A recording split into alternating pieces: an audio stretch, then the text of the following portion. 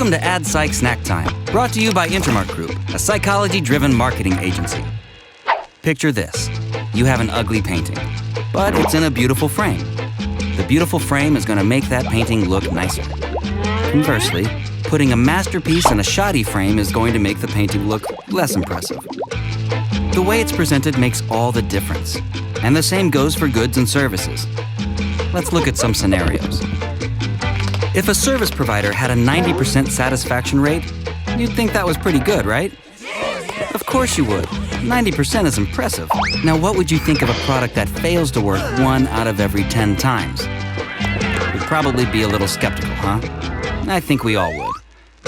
Even though working 90% of the time and failing 1 out of 10 times is the exact same thing. They're just framed differently. Framing is another example of cognitive bias, where people react to a particular choice in different ways depending on how it is presented. Framing uses prospect theory, which states that people prefer small gains over potentially larger gains that also come with risk. Therefore, people tend to make decisions to minimize loss rather than maximize gain. Makes sense when you think about it. Wouldn't you rather be given a guaranteed $250 right now than risk losing $250 on a 50-50 chance of winning $500? That's what I thought. Unless you're one of those risk-taking, living life on the edge adrenaline junkies who recklessly throws caution to the wind. The normal rules don't apply to you, wildcards. As you might imagine, marketers use framing to their advantage every day. Some of our favorite companies use framing to get us to buy their goods or services, and we don't even notice it.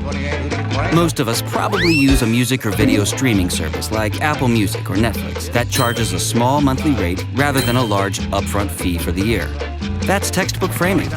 Even though it ends up being the exact same price, charging just $10 a month makes the service seem much more affordable than a one-time yearly fee of $120. To frame it a little differently, you want to think of yourself as a smart consumer. So you're going to make the purchasing decision that makes you feel like you're getting the best value. And companies know that. It's just another way they use psychology to help consumers make purchasing decisions.